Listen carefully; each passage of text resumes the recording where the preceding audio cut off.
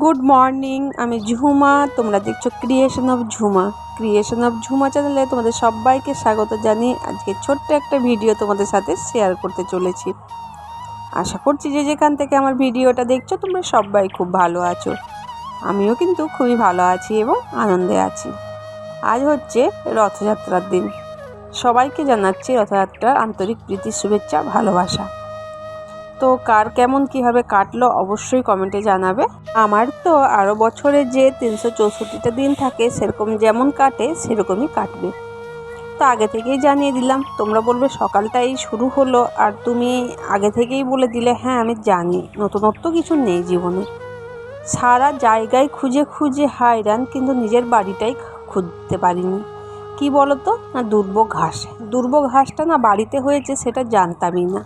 তো সেই মতো দুর্বা ঘাসটা লক্ষ্য করলাম কালকে বিকেলের দিকে। তো আজকে দুর্বা ঘাস তুলে রেখে দিলাম, কারণ কালকে তো হচ্ছে বিপত্তারিণী পুজোর ব্রত। তো আজকে বার, সেই জন্য আজকে সব কিছু বাড়িতে ধোয়া মোছা পরিষ্কার করে স্নান সেরে একেবারে রান্না বসাবো। আর কি হয়েছে বলো তো, হাতের যে ডুরিটা থাকে সেটাও আজকে তৈরি করে নেব বিপত্তারিণী ব্রত। তো সেই জন্য সকাল থেকেই উঠেছি, 5:30টার সময় ঘুম থেকে উঠেছি। 5:30টার সময় ঘুম থেকে উঠে একই রকম চলছে, এখনও রান্নার কিচ্ছু বসায়নি। ওই যে বললাম চান করে রান্না করব, সেই জন্য ভাবলাম প্রথমে সব কিছু পরিষ্কার করে নিই একেবারে। তো ঝাঁটা দেওয়া শুরু করে দিয়েছি এবার আমি। আর তোমাদের দাদাভাই চললো একটুখানি বাজারের দিকে। আমার কিছু কাজে তোমাদের দাদাভাইকে পাঠায়নি, ও নিজের কাজের জন্যই যাচ্ছে, মানে আমাদের দোকানের কাজের জন্য, দোকানের জন্য জিনিস আনতে যাচ্ছে। তারপরে এসে আবার দোকানটা খুলবে। সকাল সকাল ঘুম থেকে উঠে এই যে বিছানা পরিষ্কার হয়ে গেছে, ঘর ঝাঁটা দেওয়া হয়ে গেল। এবার ঠাকুরের বাসনগুলো ধোবো, তারপরে পুজোটা ছেড়ে নেব, তারপরে রান্নাটা করব। কারণ এখনই তো আমাকে বেরিয়ে পড়তে হবে, আর রথযাত্রার দিন সকাল সকাল পুজোটা না দিলে চলে। তো সেই জন্য ফুল তুলে নিয়েছি, দেখতেই পাচ্ছ তোমরা। সকালে উঠে ফুল তুলে নিয়েছি, আর দুর্বা ঘাস তো তুলে নিয়ে এলাম, তোমরা সেটাও দেখলে। তো এখন এই যে চান করে এবার ঠাকুরের জায়গাটা পরিষ্কার করে পুজোটা দিয়ে নেব, তারপরে রান্না করব। এখনও পর্যন্ত কলে জল আসেনি। কে বাজছে সকাল 6:30। উঠেছি আমরা 5:30টায়। আমার ঘুমটা ভেঙেছে 5টার সময়। ঘরটা মুছতেও শুরু করে দিলাম, ঘরটা মুছে একবারে স্নানে যাব। তাই ভাবলাম যে না, হাতের কাজটা একবারে সেরেই নিই। এখনও পর্যন্ত কলে জল আসেনি দেখলাম।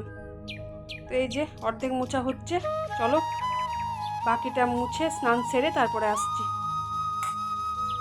আসেনি কিন্তু তাও আমি বাড়ির জল নিয়েই ভাতটা বসালাম, এদিকে আলুটা সেদ্ধ করতে দিলাম।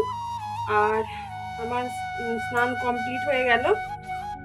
আজকে রান্নাতে হবে পটল ভাজা, পটলগুলো কেটে নিয়েছি, তেলটাও গরম হয়ে গেছে ওখানে। আর আরেকটা জিনিস দেখো, জানলাটা লাগিয়ে রাখতে হয়েছে, ওই যে হনুমানগুলো সব এসছে সকাল থেকে, তো সেই জন্য জানলাটা লাগিয়ে রাখতে হয়েছে। আর আমি বাইরে ঠাকুরের বাসনগুলো ধুতে যেতে পারছি না, কারণ বাইরে গেলেই তো ওরা আক্রমণ করবে। সেই জন্য ভাবলাম যে তাহলে রান্নাটাই করে নিই, তারপরে আস্তে আস্তে ঠাকুরের পুজোটা সারবো। সেই জন্য দেখো পটলগুলো কেটে চাপিয়ে দিলাম। এখানে পটলগুলো ভাজা হয়ে গেছে, এবার কড়াইয়ে দিয়ে দিয়েছি 5 ফোড়ন, বড়ি, আর দিয়েছি হিং। তারপরে কুমড়োটা এবার ছেড়ে দেব। একটুখানি তেলটা মনে হয় বেশি হয়ে গেল, তো আর তুললাম না তেলটা। এটা না সেই কাঁচা কুমড়োটা, যেটার দাম নিয়েছিল 25 টাকা। তোমাদের দাদাভাই যেটা খেতে খুব ভালোবাসে, তো সেইটাই আজকে রান্না করছি। কাল তো বলেই দিয়েছিলাম তোমাদেরকে কি রান্না করব।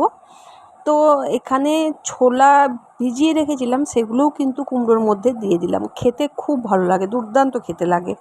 তো রান্নাটা কাঁচা কুমড়োটা আগে জানো আমি করতে পারতাম না, এখন কিন্তু বেশ ভালোই রান্নাটা হয়।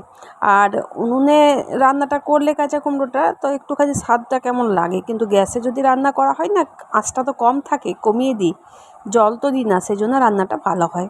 তো যাই হোক, দেখো রান্নাটা বসিয়ে আমি কিন্তু ঠাকুরের কাছে চলে এসেছি কাজগুলো সেরে নিই। এখানে তুলসী মন্দিরে ধূপ দেখিয়ে প্রণাম করে তারপরে এখন বাড়ির ভেতরে যাব। আজ তো রথযাত্রার দিন, সেজন্য জগন্নাথ দেবের পুজো করব, আমি নিজেই করব। পুরোহিত কোথায় খুঁজবো এত তাড়াহুড়োর মধ্যে। তো সেই জন্য দেখো আমি পুজোর জায়গাতে চলে এসেছি। আর পুরোহিত খুঁজবো কোথায় বলা ভুল, এখানে একটু দেরি করে পুজো করলে পুরোহিত পাওয়া যায়, কিংবা তোমাদের দাদাভাই পুজো করে দেবে। কিন্তু জানো কি হয়েছে, ওদের সামনে না একজনকে সব সময় থাকতে হবে। সেই জন্যই আমি কি করি, যে আমি নিজেই পুজোটা দিয়ে চলে যাই। আসলে মন যদি তৃপ্তি থাকে, মন যদি শুদ্ধ থাকে, সব কিছুই হয়। তো সেটাই মেনে নিয়ে আর কি আমি পুজোটা করলাম। জানি না কেমন কি পুজোটা হলো, অন্তর থেকেই আমি ভক্তি ভরেই ঠাকুরকে ডাকলাম। ঈশ্বরকে ডেকে বললাম, ঠাকুর তুমি আমার এই পুজোটা গ্রহণ করো আর সংসারের মঙ্গল করো। এদিকে দেখো, কালকে তো ব্রত, দুর্বাঘাস তো তুলে এনেছিলাম, তো সেই জন্য আমার জন্য একটা ডুরি করে রেখে দিলাম, যেহেতু আমার কালকে পুষ্পাঞ্জলি দেওয়া হবে না আর পুজোটাও আমি দিতে পাবো না। তোমাদের দাদাভাই পুজোটা দেবে, কারণ আমার তো কাল ছুটিই নেই, আমাকে তো যেতেই হবে। তো চলো পুজোটা করছি, তো তোমরা দেখো।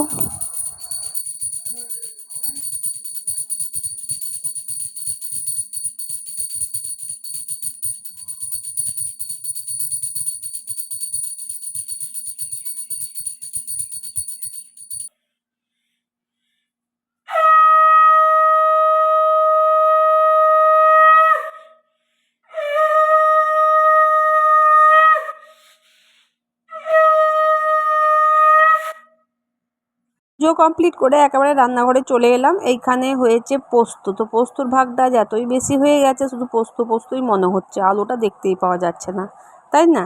তো দেখো পোস্তটা হয়ে গেছে, নামিয়ে রেখে দিলাম। এখানে হয়েছে গরম গরম ভাত, ডাল, এটা কিন্তু আজকে কিন্তু অড়হরের ডাল করেছি, আর হয়েছে পটল ভাজা, আর হয়েছে কুমড়োর সবজি আর পোস্ত। তো তোমরা তো সবই দেখলে, তোমাদেরকে তো বলেই দিয়েছি কি কি হচ্ছে রান্না। তারপরে এই যে ভাতের এঁটো হয়েছিল গ্যাসটা পুরো, তো সেই গ্যাসটা পুরো পরিষ্কার করে রেখে দিয়ে যাচ্ছি, কারণ এসে আমার একদম শরীরটা চলে না, মানে বয় না, খুব ক্লান্ত লাগে। তো সেই জন্য যতটা পরিমাণে কাজ এগিয়ে রাখা যেতে পারে আর কি। আর আমাদের বাড়িতে না এঁটো কাটার বিচারটা একটু খুব বেশি, তো সেই জন্য ভাবলাম না, একবারে ধুয়ে মুছে পরিষ্কার করে রেখে যায়। আর সাধারণত আমি কি করি বলো তো, রান্নার পরেই গ্যাসটা মুছে নেওয়ার চেষ্টা করি, কারণ বিকেল 4টেই তো আমাদের চা হয়। এখন আমি বাড়িতে থাকছি না তাই, কিন্তু বাড়িতে যখন থাকতাম তখন 4টের কাঁটা কিন্তু 4টে 5 হতো না, 4টেতেই আমাকে চা করতে হতো। তো দেখো এখানে প্রসাদটা নিয়ে নিয়েছি, আসলে এক জাম হয়েছিল, সবাইকে দিয়ে আমি এইটুকুনি খাচ্ছি। চিড়ে জিনিস তো খুব ভারী হয়, পেটটা না খুব ভার ভার হয়ে যায়। আর এটা খেয়ে থাকবো আমি, তোমাদেরকে তো আমি লাইভে বলি যে আমি কি খেয়ে এসেছি কি না, তো সেটাই তোমাদের সাথে আসলে শেয়ার করছি। তো এখানে মাখানোটা খুব সুন্দর হয়েছিল। তো সেটা খেয়ে আমি এবার কাজে বেরোবো।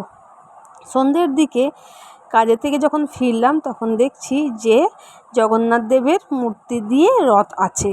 তো সেইখানে আমি বললাম চলো রথটা একটু টানা যাক, কারণ আমার তো ইচ্ছে ছিল রথের দড়িতে হাত দেওয়ার। তো যাই হোক, আমার জগন্নাথ দেব আমার ইচ্ছাটা পূর্ণ করে দিল। তো চলো বন্ধুরা, আজকে জয় জগন্নাথ বলে আজকের ব্লগটা এইখানেই আমি শেষ করলাম।